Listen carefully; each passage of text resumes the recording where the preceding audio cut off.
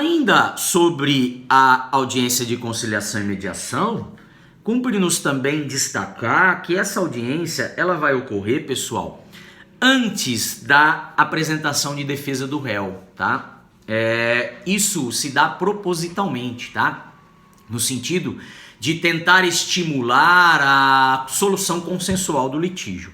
Ou seja, antes do réu apresentar defesa, antes dele expor os seus fatos, as suas razões, a sua versão dos fatos e as suas razões, né, na contestação, ou seja, antes dele apresentar uma objeção ao pedido do autor, dizendo que o autor mente com relação aos fatos, dizendo que o autor não tem direito ao que está pleiteando na petição inicial, o legislador aposta que antes de fazer uma resistência dessa, através da defesa, se torna mais fácil, se torna mais viável, né? Se torna mais possível a realização de uma autocomposição entre as partes, tá? Então, é justamente para estimular a solução consensual de litígios, né, que o legislador colocou a audiência de conciliação e mediação antes da apresentação de defesa pela parte ré, tá? Então, esse estímulo que deve ser feito pelo Poder Judiciário quanto à solução consensual dos conflitos,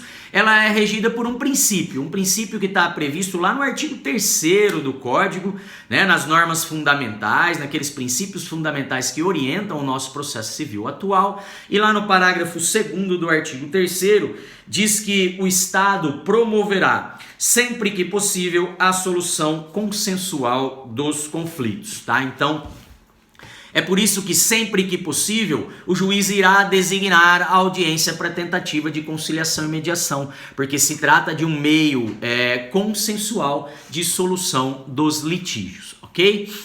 Segundo nos fala o Marinoni, num trecho de doutrina recortado aí no material de vocês, né?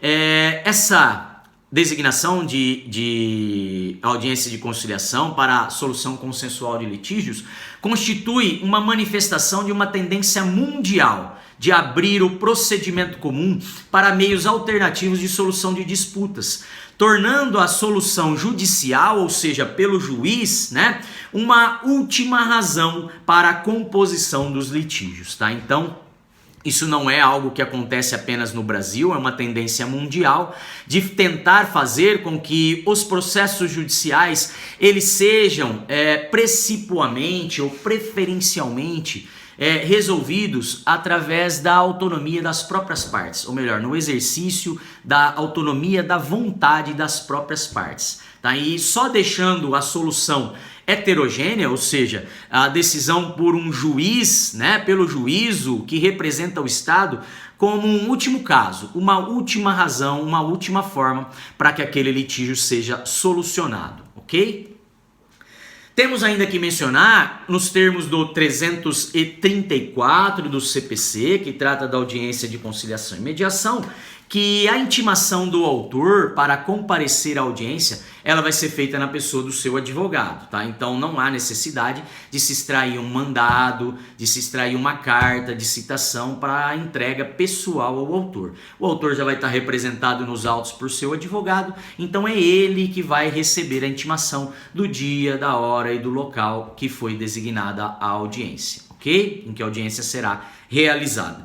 Isso está no parágrafo 3º, quando diz aqui que a intimação do autor para a audiência será feita na pessoa do seu advogado, ok?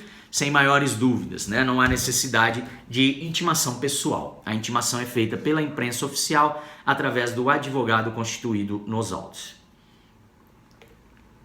Ainda sobre essa audiência, temos que falar sobre a figura do conciliador e do mediador, tá? E já já a gente vai diferenciar um do outro para vocês, tá?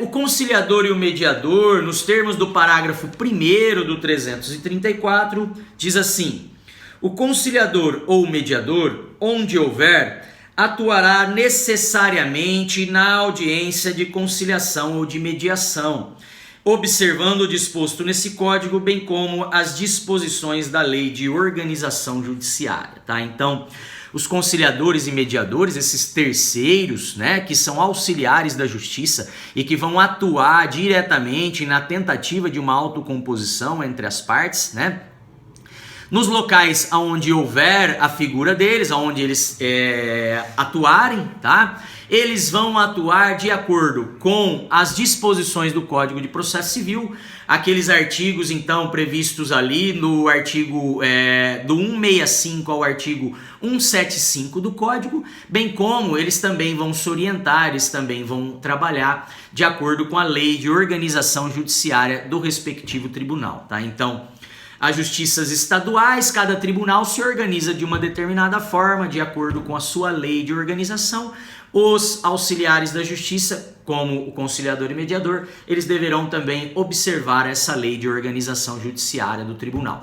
Mesma coisa, tribunal federal, tribunais federais, eles são organizados por uma lei, né? Os tribunais superiores, né? No caso, não existe ainda a figura dos conciliadores e mediadores junto ao STJ e ao STF, né? Mas só para mencionar que cada tribunal é regido por uma lei que o organiza, tá? Então, nos tribunais onde existam conciliadores e mediadores, eles estão adstritos a essa lei de organização judiciária, bem como adstritos ao respeito aqui às normas contidas no Código de Processo Civil, ok? Ainda temos que mencionar outra disposição do 334, que é o parágrafo 2º, né? O parágrafo 2º do 334 diz que poderá haver mais de uma sessão destinada à conciliação e à mediação, tá? Não podendo exceder a 2 meses da data da realização da primeira sessão, desde que necessárias à composição das partes. Ou seja, esse dispositivo, o parágrafo 2º do 334, ele autoriza a realização de mais de uma sessão de conciliação e de mediação, tá? Então vão poder ser realizadas várias sessões, até mais de 2 sessões, tá? Poderão ocorrer, desde que a segunda, né, não ultrapasse um tempo maior do que 2 meses da realização da primeira.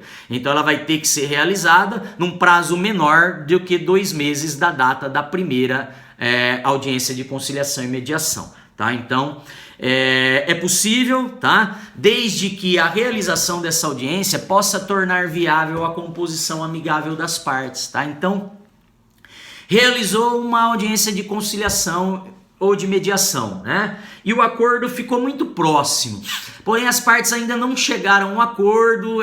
Uma das partes entendeu que precisava de um pouco mais de tempo para pensar a respeito daquela transação, né? Daquela composição. É possível, então, designar uma nova audiência de conciliação e mediação, dentro de um prazo máximo aí de 2 meses da realização da anterior, né, da realização da primeira audiência. É possível, uma vez de que se mostrará viável a realização de uma segunda sessão, tá? Se as partes estavam próximas de realizar, a realização de uma segunda audiência poderá tornar viável a autocomposição, e aí, havendo essa possibilidade, havendo essa necessidade, o tribunal irá sempre designar novas audiências na tentativa de realizar uma autocomposição, de que as partes consigam então sozinhas chegar a uma composição ao litígio, tá? Então, o parágrafo 2º do 334 deixa claro essa possibilidade da realização de mais de uma audiência de conciliação ou de mediação, ok? Outra questão relativa à audiência de conciliação e mediação, e aí a gente já se reporta agora aos dispositivos que tratam da figura dos conciliadores e mediadores. Então a gente vai lá na parte dos auxiliares da justiça, né? A partir do artigo 165 a gente encontra uma seção no Código que vai tratar apenas da figura dos conciliadores e mediadores judiciais, tá? E o artigo 165, o primeiro dos dispositivos que trata do trabalho dos conciliadores e mediadores, ele diz assim: os tribunais criarão centros judiciários de solução consensual de conflitos, responsáveis pela realização de sessões e audiências de conciliação e mediação e pelo desenvolvimento de programas destinados a auxiliar, a orientar e a estimular a autocomposição. Esses centros judiciários de solução consensual de conflitos são os chamados CEJUSCs, né, que foram sendo criados, já vêm sendo criados, né, pelos tribunais a partir de 2010. A resolução 125 de 2010, ela já previa, né, a possibilidade dos tribunais criarem esses centros judiciários de solução consensual de conflitos, tá? O Tribunal de Justiça de São Paulo foi no mesmo caminho. A gente tem os sejusques estabelecidos nas comarcas